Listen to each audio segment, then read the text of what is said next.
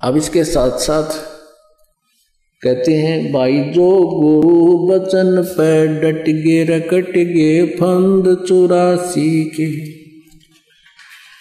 भाई जो गुरु बचन पे डट गे रकट गे फंद 84 के। कट गे फंद 84 के, रकट गे फंद 84 के। भाई जो गुरु बचन पे डट गे रकट गे फंद 84 के। वस्तु मिली ठोड़ की ठोड़, मिट गई मन पापी की दौड़। वस्तु मिली ठोड़ की ठोड़, मिट गई मन पापी की दौड़। ये भरम मिटे मथुरा काशी के, भरम मिटे मथुरा काशी के। भाई जो गुरु बचन पे डट गे रकट गे फंद 84 के। अब गुरु जी के वचन पर आपने अडिग रहना होगा। ये ऐसी समझ लेना, गुरुदेव का आदेश, वचन परमात्मा का आदेश होता है। जैसे लक्ष्मण जैसी रेखा समझकर आपने अपनी ये भक्ति को सुरक्षित रखना है। लक्ष्मण ने एक रेखा खींची थी, सीता जी से कहा था कि आप इसे बाहर मत जाना, आप पर कोई आपत्ति नहीं आएगी। ये कहकर वो बाहर चला गया मर्ग के पीछे श्री रामचंद्र जी की खोज में, अपने भाई की खोज में। पीछे से रावण आया, एक साधु रूप बनाकर आटा मांगा। भिक्षा लेने के लिए जब आगे को आया, उस सिद्धि से रेखा बना रखी थी, चारों तरफ एक लाइन खींच रखी थी झोंपड़ी के, कुटिया के। रावण निकट आया तो उसमें से एक जबरदस्त लपट निकली, जैसे वो खत्म कर देगा रावण को।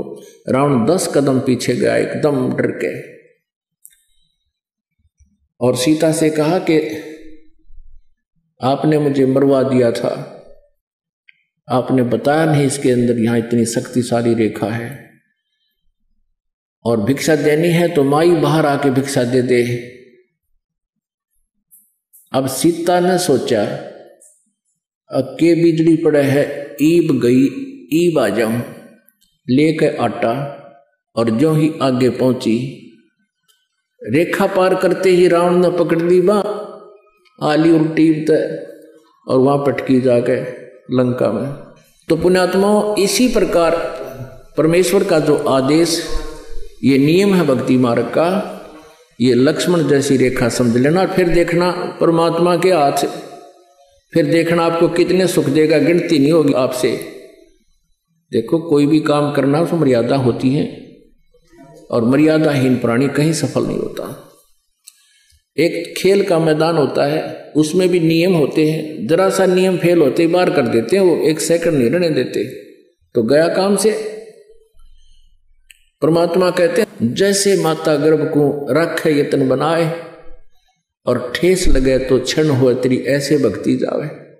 जैसे किसी बहन को, किसी माई को बहुत समय उपरांत कोई गर्भ रहा हो, फिर वो जाने उसकी वैल्यू को। रात्रि में भी करवट लेते समय भी उदड़ के पड़ेगी, नो एकदम बिदक के, हे भगवान के मेरे बच्चे पर दाव लाग जा, खराब हो जावे। चलते समय भी ऊंचे नीचे पर पैर रखते हुए 100 बार सोचेगी, कहीं मेरा बच्चा खराब ना हो जाए, मेरा गर्भ खराब ना हो जाए।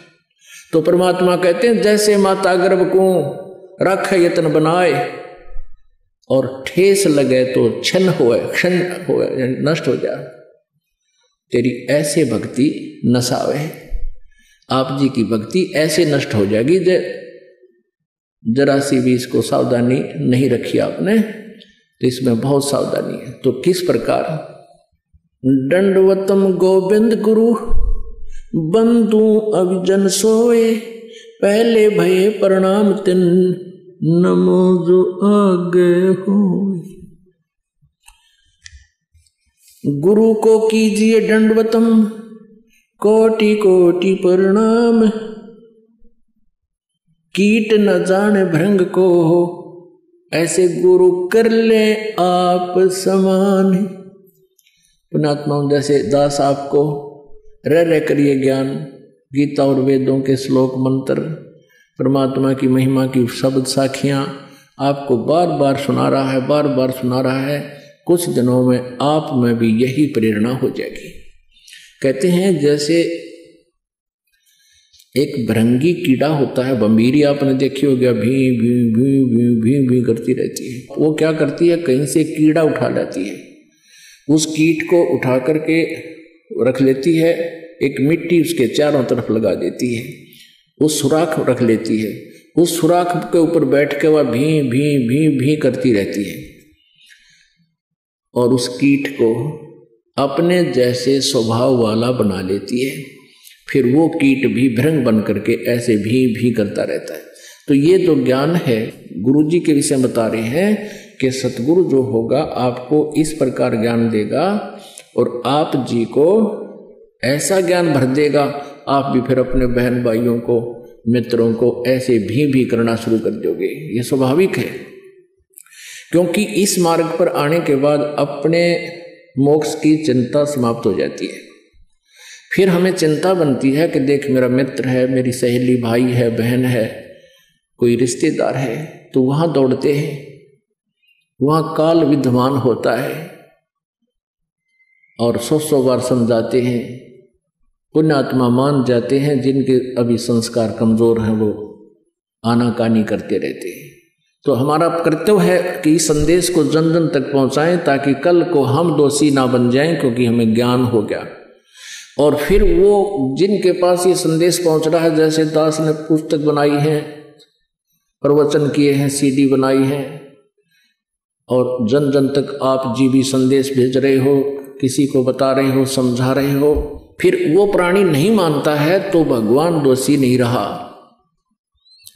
वो जाएगा यहां से मृत्यु के उपरांत इस धर्मराज के दरबार में, न्यायाधीश के पास खड़ा हो। वहां जाकर इसको पता लग जाता है कि मेरे से बहुत भयंकर गलती बन गई, मैंने भक्ति नहीं की और सारा जीवन ये संसारिक क्रियाओं में खो दिया। और वहां वचनबद्ध होकर आया था, भगवान अब के मनुष्य जीवन दे दो, मैं बहुत भक्ति करूंगा, अपने पेट के लिए धंधा भी करूंगा, लेकिन आपको नहीं भूलूंगा। और सबसे पहले वही गलती की, धंधा याद रह गया पर भगवान भूल गया। तो ये क्या पली लेता है वहां पर, हे भगवान मेरे को किसी ने बताया को नहीं, मुझे आपके ज्ञान की जानकारी नहीं हुई। उसी समय परमात्मा ये आपकी और उसकी वार्ता चाहे किसी तरह से, या तो कोई पुस्तक पढ़ रहा होगा वो और फिर भी रख दी होगी ठाक है, ये तो कोई ना मेरे समझ में आई, मेरे बस की बात कोई ना भक्ति करनी, या कोई भक्त या कोई भाई बहन उसको समझा रहा होगा तो आना का नहीं कर गया होगा। तो वो पिछली बैकग्राउंड चलेगी, वहां पर फिल्म चलेगी और धर्मराज ऑन कर देगा, क्या तू क्या कह रहा है कि मुझे बताया नहीं किसी ने, तब दिखा देगा, देख ये भक्त तुझे क्या कह रहा है कि भक्ति कर ले और आजा बरवाला आश्रम में नाम ले ले गुरु जी से, और तू क्या कह रहा है बकवादी, फिर नीची गर्दन कर लेता है। वहां पर गवाह की जरूरत कोई ना, वहां तो फिल्म चलेगी सारी।